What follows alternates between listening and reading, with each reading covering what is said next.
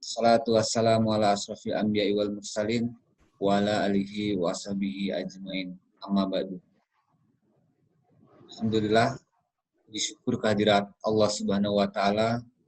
Pada hari ini kita diberikan nikmat iman dan nikmat sehat sehingga kita dapat bergabung pada tausiah siang pada hari ini. Salawat serta salam selalu kita panjatkan kepada Nabi kita, Nabi besar Muhammad Sallallahu Alaihi Wasallam yang kita nantikan syafaatnya di yaumil akhir kelak. Amin, amin ya robbal alamin. Yang terhormat jajaran direksi PT Taspen Persero, yang terhormat Bapak Roni Hanitio Aprianto selaku Direktur Investasi sekaligus pengisi tausiah pada siang hari ini, dan yang saya hormati jamaah serta karyawati PT Taspen Persero dimanapun Anda berada. Jamaah sekalian, pada siang hari ini yang akan mengisi tausiah pada siang hari ini yaitu Bapak kita Roni Hanitio Aprianto selaku Direktur Investasi dengan tema ikhlas berbagi untuk meraih Ramadan yang hakiki. Sebelum memasuki tausiah pada siang hari ini, beberapa hal yang akan saya sampaikan. Pertama, tausiah pada siang hari ini akan berlangsung selama 45 menit atau sampai dengan pukul 13.30. Yang mana sih? Jaringannya udah stabil belum? Bagi jamaah sekalian yang ingin bertanya dapat mengirimkan pertanyaan melalui WhatsApp ke 0812 1769 8761 atau dapat bertanya juga di kolom komentar. Baik jamaah sekalian, satu hal yang dapat kami sampaikan lagi untuk membantu saudara-saudara kita yang terdampak COVID-19 beserta memberikan makanan berbuka untuk tim medis yang menangani COVID-19. Bagi teman-teman, bagi Bapak dan Ibu sekalian yang ingin berdonasi, dapat berdonasi langsung ke Taspen kitabisa.com/campaign/thr dari Taspen untuk bantuan kepada masyarakat. Kemudian bisa juga atau di kitabisa.com/campaign/taspen lawan COVID-19 untuk memberikan menu berbuka tenaga medis yang sedang menangani COVID-19 di negara kita tercinta ini. Baik, untuk mempersingkat waktu kepada Bapak, kami persilahkan. Assalamualaikum warahmatullahi wabarakatuh. Innal hamdulillahi nahmaduhu wa nasta'inuhu wa nastaghfiruh wa na'udzu billahi min syururi anfusina wa min sayyiati a'malina. Mahdiyallahu fala mudhillalah wa man yudlil fala hadiyalah. Wa asyhadu an la ilaha illallah wahdahu la syarikalah wa asyhadu anna Muhammadun abduhu wa rasuluh. Puji dan syukur kita haturkan hadirat Allah Subhanahu wa taala, Tuhan yang Maha Hidup, Maha Jadi, Maha Kekal, yang tidak beranak dan tidak diperanakan, yang sifatnya esa, ahad, ahad, ahad. Tidak lupa salam dan salawat kita haturkan kepada junjungan kita Nabi besar Muhammad Sallallahu Alaihi Wasallam beserta keluarga dan sahabatnya, karena dengan usahanya lah dan dengan rahmat Allah maka kita semua yang mengikuti tausiah kali ini memeluk agama Islam, agama yang rahmatan lil alamin. Dalam topik kali ini, siang ini, insya Allah saya akan membawakan mengenai keutamaan berdoa.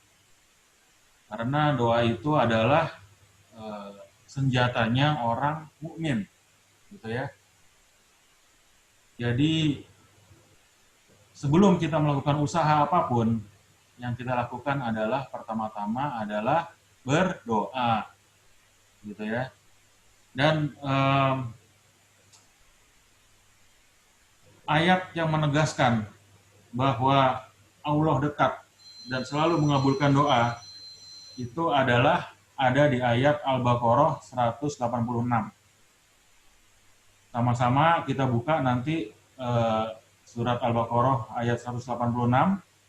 Cuman begini, yang menarik itu adalah dua ayat yang mendahului dan setelah ayat 186 itu adalah ayat-ayat tentang puasa, gitu ya. Mungkin di sini saya akan share screen sebelum kita masuk ke ayat 186.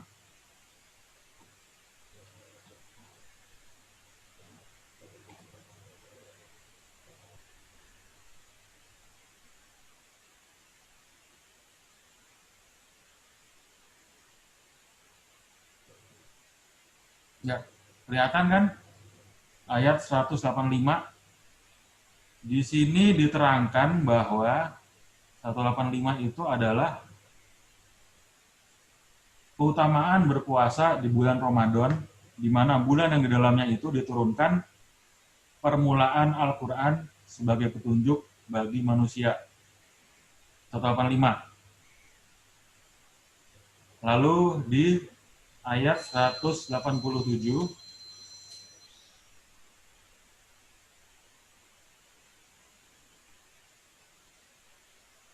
diterangkan bahwa mengenai puasa juga, jadi selain daripada kebolehan kita melakukan apa yang boleh dilakukan di malam bulan puasa, lalu juga diterangkan bahwa tata cara puasa itu seperti apa waktunya. Makan minumlah hingga terang bagimu benang putih benang hitam, yaitu dari fajar sampai dengan malam hari.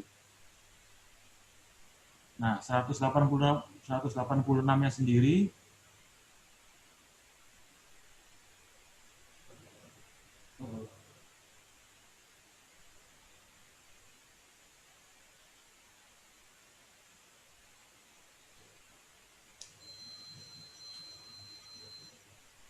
lalu yang di dalam ayat Al-Baqarah 186 mungkin bisa sama-sama kita buka di masing-masing handphone atau gadget yang ada, yaitu bunyinya sebagai berikut. A'udzubillahi minasyaitonirrajim. Bismillahirrahmanirrahim. Wa iza sa'alaka ibadi ani fa inni qarib ujibu da'watat la iza da'ani falyastajibu li wal yu'minu billahi allahum yarshudun. Artinya, dan apabila hamba-hambaku bertanya kepadamu tentang aku, maka jawablah bahwasanya aku adalah dekat. Aku mengabulkan permohonan orang-orang yang berdoa apabila ia memohon kepadaku. Maka hendaklah mereka itu memenuhi segala perintahku, dan hendaklah mereka beriman kepadaku, agar mereka selalu berada dalam kebenaran. Saya mau share screen sekali lagi ya. Jadi ada satu kata di dalam ayat Al-Baqarah ayat 96 tadi itu yang berbunyi falias tajibu. Bentar.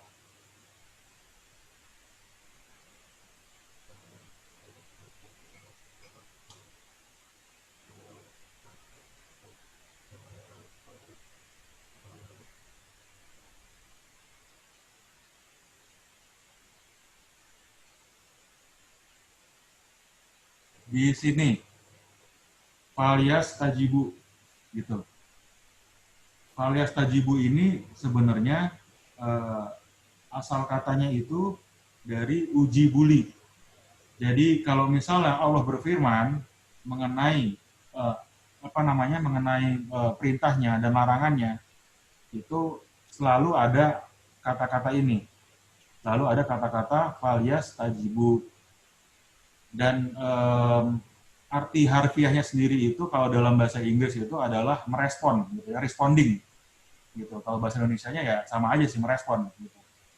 Dan kalau misalnya satu ayat ada bunyinya itu uji buli, itu artinya Allah memerintahkan kepada hamba-hambanya. Tapi bila hubungannya itu antara manusia dengan penciptanya, yaitu Allah, maka yang digunakan adalah falyastajibu. Artinya, itu adalah gimana caranya Allah merespon permintaan hambanya, tapi juga respon tersebut bergantung daripada respon yang kita berikan, gitu. Jadi tidak serta-merta doa itu dikabulkan karena kita minta, tetapi doa itu dikabulkan karena kita memenuhi seluruh kewajiban yang sudah digariskan dan meninggalkan larangan yang sudah digariskan juga, gitu loh. Jadi ada timbal baliknya. Itu inti daripada kata-kata falyastajibuli. Yang kedua, kalau kita baca surat Al-Ghafir ayat 60, Al-Ghafir itu surat ke-40 deh kalau nggak salah.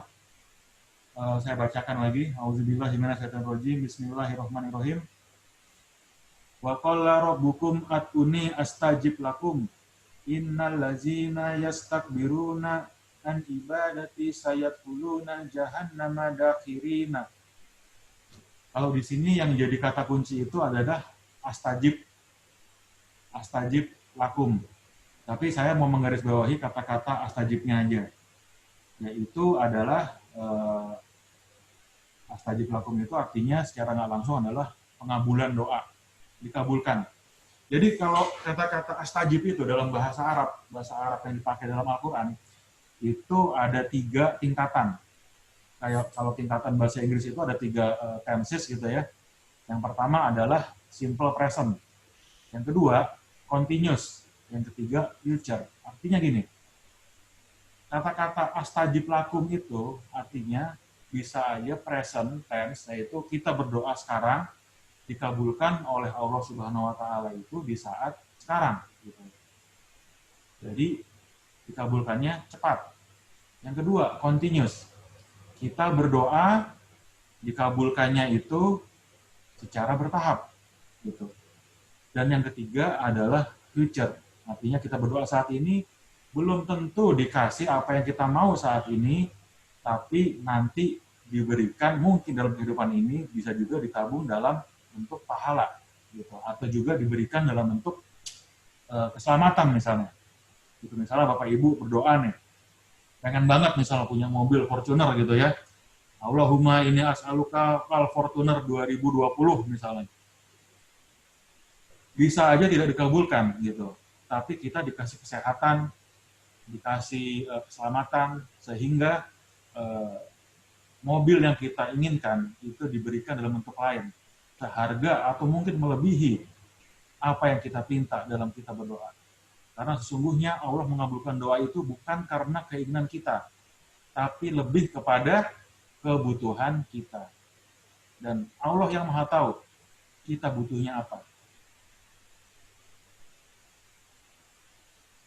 Selanjutnya, dari tafsir dari ayat tersebut, dari Al-Ghafir ayat 60, itu adalah seruan kita untuk berdoa, yaitu berdoalah kepadaku, aku akan kabulkan doa kalian. Sungguh, orang-orang yang menyombongkan diri karena enggan beribadah kepadaku akan dimasukkan ke dalam neraka jahanam dalam keadaan hina dina. Artinya apa? Artinya kita nggak boleh sombong. Kita harus terus berdoa gitu ya. Karena banyak nih di saat-saat yang mustajab untuk berdoa itu adalah seperti yang sudah dijelaskan dalam surat Al-Baqarah 186 tadi. 2 ayat yang mengapit keutamaan berdoa itu adalah ayat puasa. Artinya apa? Artinya kita sekarang berpuasa itu adalah saat-saat yang mustajab untuk berdoa. Karena salah satu saat mustajab untuk berdoa itu adalah saat kita puasa sampai kita berbuka puasa, gitu kan. Nah, waktu-waktu yang tepat sendiri untuk berdoa itu adalah sehari kita dikasih kesempatan berapa kali nih.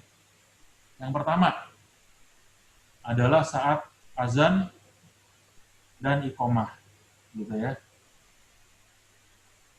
Diriwayatkan dalam hadis riwayat Abu Daud, doa yang tidak tertolak adalah pada dua waktu, yaitu ketika azan berkumandang dan saat perang berkecamuk. Alhamdulillah kita saat ini di Indonesia sedang dalam keadaan damai, tapi yang kita bisa ulang-ulang itu adalah kita berdoa di saat antara azan dan iqomah. Karena di situ adalah saat-saat yang mustajab untuk kita berdoa. Itu yang sehari kita dikasih bonus 5 kali saat-saat mustajab. Yang kedua, yaitu adalah di setiap hari. Di dalam surat Al-Zariyat ayat 18, tidak akan saya bacakan karena menghemat waktu ya. Jadi begini, Zariyat ayat 18, bunyinya adalah ketiga waktu sahur atau sepertiga akhir malam, mereka berdoa memohon ampunan. Artinya apa? Artinya di saat ini adalah sepertiga malam terakhir. Itu yang bisa tiap hari kita lakukan. Apalagi di dalam surat Az-Zariyat sendiri dijelaskan bahwa itu bunyinya adalah sahur. Jadi di bulan puasa ini Bapak Ibu, jamaat insan taspen yang saya muliakan, di bulan puasa ini kita sahur mungkin jam 4, jam 4. Bolehlah kita bangun jam 3 pagi, gitu ya, sholat 2 rakaat, 4 rakaat semampunya. Di situ kita panjatkan doa, karena gini, keutamaan doa di saat sepertiga malam terakhir itu adalah waktu yang sangat-sangat mustajab, di mana Rasulullah sempat bersabda bahwa siapapun hamba-hambaku, hamba Allah yang jauh lambungnya dari tempat tidur dan dia berdoa di sepertiga malam terakhir, maka akan aku kabulkan. Gitu. Lalu berikutnya adalah waktu mingguan. Ini ada selisih ulama. Waktu mingguan itu adalah di waktu hari Rabu. Dikabulkannya doa yaitu di antara sholat zuhur dan sholat asar. Jadi diriwayatkan oleh Imam Ahmad dan Ibnu Sa'ad dari Jabir. Jadi saya bacakan, guru kami yang mulia, semoga Allah senantiasa menjaganya. Ada sunnah yang ditinggalkan di zaman ini, yaitu doa pada hari Rabu antara sholat zuhur dan sholat asar. Nabi Shallallahu Alaihi Wasallam berdoa di Masjid Al-Fat 3 kali, yaitu hari Senin, hari Selasa, dan hari Rabu. Dan beliau mengatakan dikabulkannya doa yang beliau panjatkan di hari Rabu, yaitu di antara 2 sholat, yaitu zuhur dan asar. Tapi begini, ada beberapa khilaf ulama yang mengatakan bahwa hadis tersebut adalah dhaif, tapi nggak apa-apa. Nggak ada salahnya kita berdoa setelah habis sholat zuhur dan sholat asar di hari Rabu, gitu ya, karena itu bukan waktu yang terlarang untuk berdoa. Jadi misalnya Bapak Ibu habis sholat zuhur, sholat sunnah rawatib selesai, kita zikir, kita berdoa, kita khususkan di hari Rabu, itu nggak masalah. Begitu juga menjelang asar. Menjelang asar kan nggak ada larangan untuk sholat sunnah kan? Kita boleh sholat sunnah sebelum asar malah, bagus. Di situ kita berdoa, kita panjatkan, gitu. Karena hadis ini disahihkan oleh Syekh Albani, gitu ya. Lalu yang paling kita kenal adalah saat di hari Jumat, yaitu adalah saat setelah sholat asar, gitu ya. Karena di sholat asar itu diriwayatkan oleh Abu Daud. Jadi pada hari Jumat terdapat 12 jam atau pada siang hari. Di antara waktu itu ada waktu yang tidak ada seorang hamba muslim pun memohon sesuatu kepada Allah, melainkan dia akan mengabulkan permintaannya. Oleh karena itu, carilah di akhir waktu setelah sholat asar. Gitu. Jadi, apalagi Jumat besok ya insya Allah, malam ganjil, di bulan Ramadan, kita sedang puasa. Jumat besok Bapak Ibu, kalau kita nggak berdoa di sholat asar, itu sia-sia, gitu ya.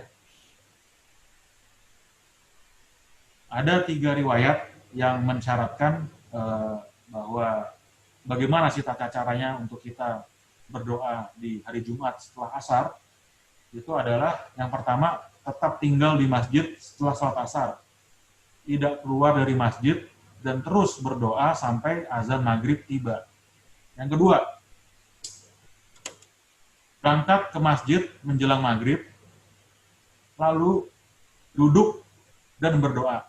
Tidak usah sholat sunnah, karena sholat sunnah setelah asar sebelum maghrib, apapun niatnya, itu mengundang fitnah gitu ya, karena itu adalah waktu yang diharamkan untuk sholat sunnah. Untuk sholat, sorry. Dan yang ketiga, yang relevan dengan keadaan kita sekarang itu adalah selesai asar, kita duduk di rumah kita, kerjakan sholat di rumah, al-buyutikum, dan memanjatkan doa dan zikir sampai waktu azan maghrib tiba. Jadi itu yang bisa kita lakukan saat ini, gitu ya. Dan itu sangat-sangat waktu yang mustajab juga, selain daripada yang sepertiga malam terakhir. Kalau sepertiga malam terakhir itu datang ke kita tiap hari, sementara kalau hari Jumat setelah asar, itu seminggu sekali Bapak Ibu. Makanya jangan kita sia-siakan, jangan kita disibukkan oleh perkara dunia, gitu ya. Kalaupun kita disibukkan oleh perkara dunia karena perkara kerjaan, ya udah. Sebelum azan maghrib, kita sempatkan 15 menit, 10 menit kita datang lebih dahulu, sebelum sholat, kita panjatkan doa kita, karena itu termasuk waktu yang mustajab.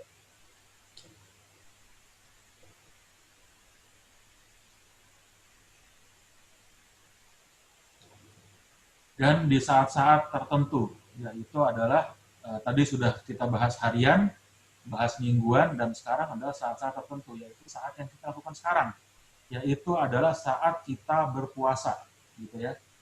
Karena ada hadis riwayat Tirmizi yang diriwayatkan oleh Ibnu Majah, ada 3 doa yang tidak tertolak, yaitu ketika orang berpuasa sampai ketika waktunya mereka berbuka. Yang kedua adalah pemimpin yang adil, dan yang ketiga adalah doa orang yang terzolimi. Jadi jangan disia-siakan dalam berdoa ini. Dan dalam doa ini selalu kita harus ikhlah, gitu ya. Ikhlah itu artinya kita memohon dengan penuh merintih, gitu ya, dengan penuh belas kasih, memohon kepada Allah, gitu, kayak orang ngemis deh, gitu. Pak, kasihan Pak, Bu, kasihan sehari belum makan, gitu. Sama, kepada Allah juga sama, kita, ya Allah, berikanlah kepadaku apa hajat kita, gitu ya. Tapi kalau berdoa itu nggak boleh sambil memaksa. Karena ada orang berdoa itu memaksa, ya Allah, bila jagoanku, misalnya, ya Allah, bila jagoanku nggak menang nih, hamba khawatir nanti tidak ada yang akan menyembah engkau. Itu kan namanya ngancam. Doa nggak boleh kayak gitu, tapi harus ikhlas, harus husnuzon, bahwa doa kita akan dikabulkan oleh Allah Subhanahu wa Ta'ala.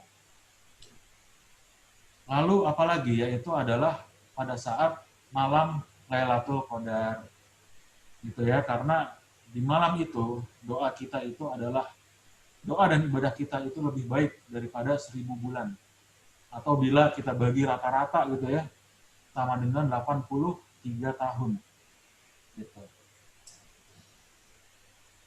Dan satu lagi nih yang paling penting, kalau kita masih punya orang tua, jangan segan-segan Bapak Ibu untuk minta doa kepada orang tua kita, terutama kepada ibumu. Karena gini, segala bentuk kesuksesan kita itu 30% doang nih yang berasal dari doa dan usaha kita. 70% itu adalah dari doa ibu. Oleh karena itu jangan segan-segan minta kepada ibu kita untuk mendoakan. Kalau sekarang kita nggak bisa datang karena ada wabah taun corona ini, WhatsApp atau telepon, minta ke ibunya, Bu, doain saya dong, gitu.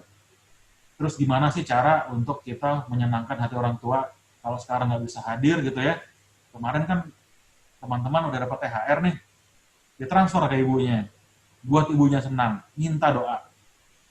Kalau seumpama gimana kalau misalnya ibu kita atau orang tua kita sudah nggak ada, sudah meninggal, gitu ya, nggak apa-apa, tetap doakan. Karena gini, pahala yang terus mengalir kepada hamba yang sudah berada di alam lain itu adalah, salah satunya adalah doa anak soleh, ya kan? Doa anak soleh kepada ibunya itu karomahnya tinggi dan akan balik ke kita, bergema lagi ke kita berlipat-lipat kali. Misalnya gini, kita berdoa nih khususon untuk almarhumah Fulanah binti Fulanah, ya Allah ampunilah, terimalah amal ibadah ibu saya almarhumah. Itu sama aja kita berdoa juga kepada kita sendiri, balik ke kita, ya Allah terimalah amal ibadah saya. Yang kedua, ya Allah ampunilah dosa dan kekhilafan orang tua saya. Balik lagi ke kita juga nih, dosa dan kekhilafan kita juga akan diampuni. Yang ketiga, lapangkanlah kuburnya. Lapangkanlah kuburnya ini tidak serta-merta diartikan balik lagi ke kita itu dalam kubur. Enggak, karena alam kita beda. Misalnya almarhum orang tua kita itu sudah ada di alam kubur, kita di alam dunia. Maka yang balik ke kita adalah doa kelapangan dunia kita. Kelapangan dunia itu macam-macam. Yang pertama, lapang sehat, lapang nikmat, lapang luas rezeki. Dan yang paling penting itu adalah kelapangan dada, sebagaimana diabadikan dalam surat Alam Nasr Al-Kasodrok, dan seterusnya gitu ya. Jadi dalam hati kita itu diberikan jauh dari rasa was-was dan rasa takut. Karena rasa was-was dan takut itu datangnya dari setan. Gitu. Kemudian kalau kita doakan selanjutnya, terangilah kuburnya. Nanti juga kita juga sama saja meminta itu terangilah dunia kita, gitu ya. Dihindarkan dari kegelapan. Tabir-tabir yang gelap yang ada di kehidupan kita itu disingkap, gitu ya. Dan yang terakhir, dan dengan rahmat-Mu ya Allah, masukkanlah bapakku atau ibuku ke dalam surgamu. Itu juga nanti balik ke kita. Kita juga ikut berdoa kepada Allah bahwa rahmat itu adalah turun juga ke kita. Karena gini, selain dari kita minta diwafatkan dalam keadaan husnul khotimah, surga itu adalah semata-mata adalah rahmat Allah. Bukan karena amal ibadah kita. Amal ibadah kita tuh nggak ada ujung bukunya gitu loh, sama nikmat yang sudah diberikan oleh Allah kepada kita.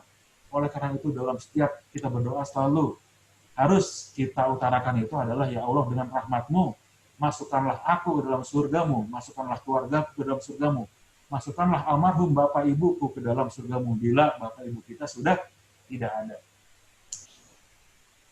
Dan lalu biasanya ada pertanyaan nih, benar nggak sih kalau doa itu bisa merubah takdir? Jawabannya benar dan tidak benar gitu, karena ini pelajaran tauhid sebenarnya ya. Saya mau share screen lagi kali ini. Bentar. Saya nggak ada papan tulis di sini, jadi saya tulis saja di sini ya, saya tulis di Word aja. Jadi yang pertama adalah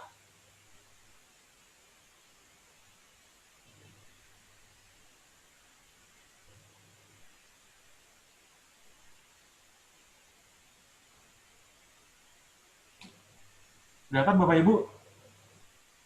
Kelihatan ya tulisannya? Kelihatan? Nggak ada kok kelihatan? Masih Kelihatan nggak? kelihatan sih Pak, kelihatan Pak, cuman terlalu kecil Pak. Hah? Di Zoom? Kelihatan nggak sih? Oke. Kelihatan ya? Ya, kelihatan Pak, Kelihatan ya? sudah Pak. Kelihatan Pak. Kelihatan? Kelihatan Pak. Oke. Yang pertama, kita mengenal ada berbagai macam takdir nih. Takdir yang sifatnya harian, yaitu adalah takdir yaumi. Ini maaf, biasanya saya pakai, zoom lagi. Oke. Nggak kelihatan ya? Ini gimana sih?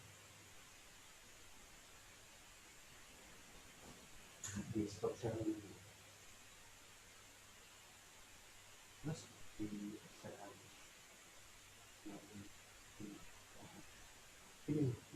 Benar?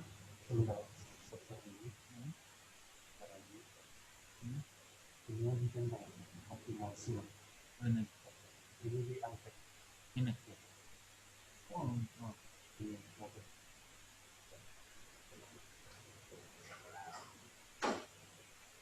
Baca Bapak Ibu. Dari Babin Roh mungkin bisa respon. Baca Pak. ya. Baca Pak.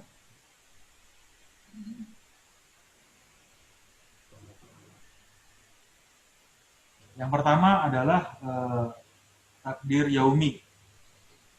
Takdir yaumi ini adalah takdir yang berlaku harian. Saya nggak enak nggak bisa ngelihat muka Bapak Ibu nih, jadi saya ngomong gini aja deh. Yang pertama adalah, karena saya biasanya pakai papan tulis gitu ya. Jadi yang pertama itu takdir kita itu adalah takdir yaumi, yaitu adalah takdir yang berlaku harian. Gitu.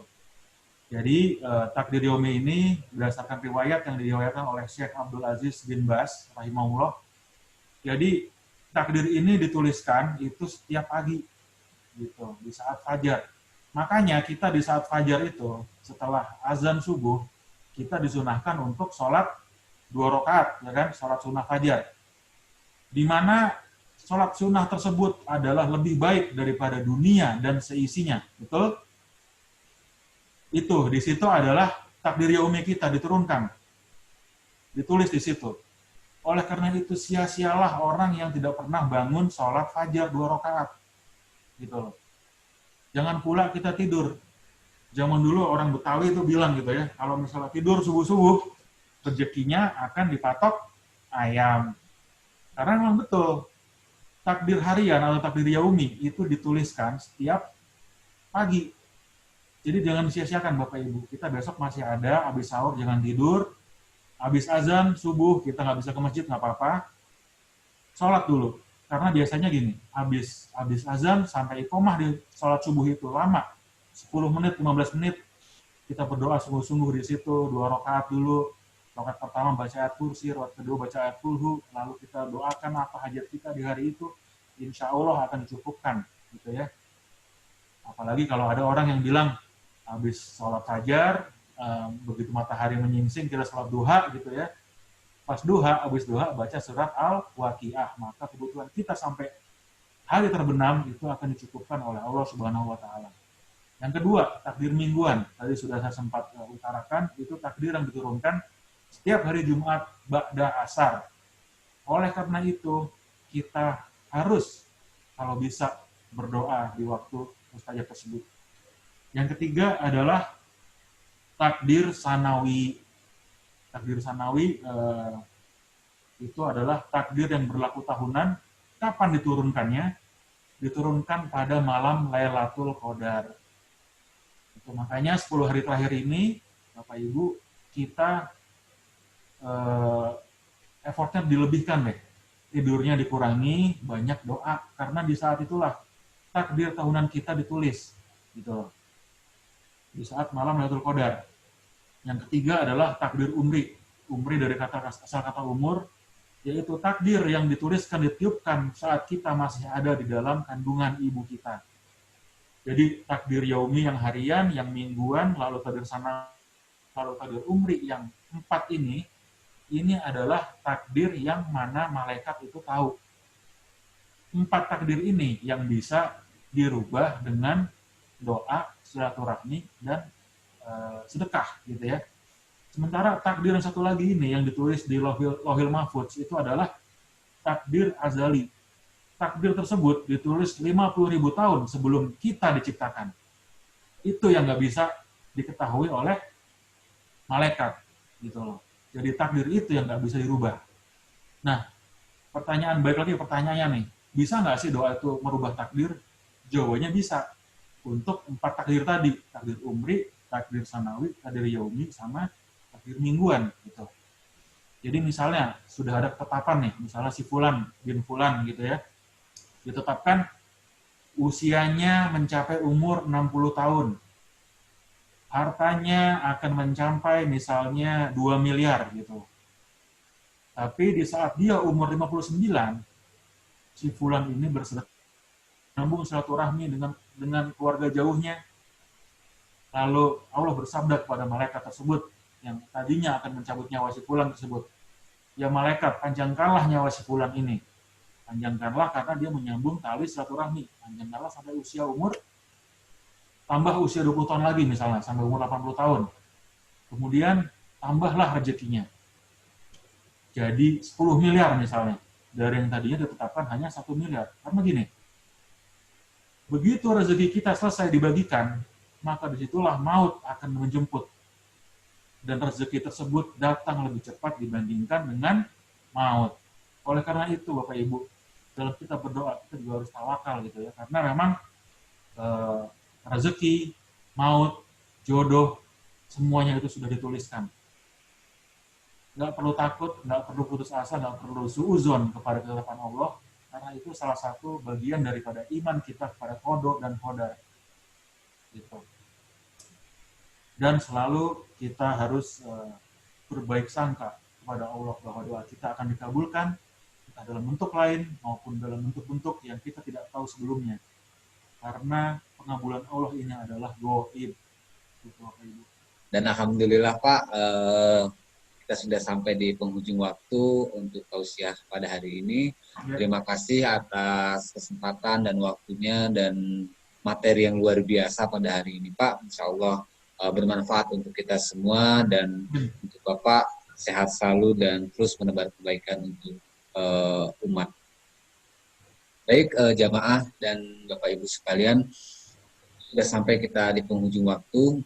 Mari kita tutup acara pada siang hari ini dengan membaca lafaz kafaratul majlis.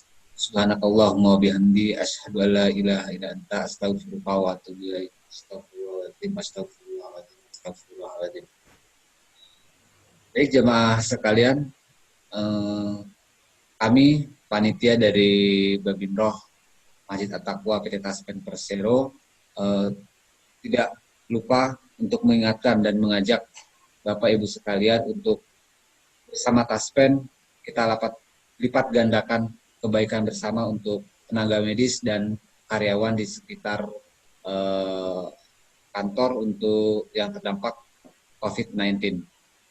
Bapak dan Ibu bisa berdonasi ke kitabisa.com/kompen/thr dari Taspen untuk bantuan THR kepada masyarakat yang terdampak COVID-19, dan juga Bapak Ibu bisa berdonasi ke kitabisa.com/kompen/taspen lawan COVID-19 untuk bantuan menu berbuka puasa untuk tenaga medis yang menangani COVID-19. Demikian acara pada siang hari ini. Terima kasih atas perhatian dari Bapak Ibu sekalian.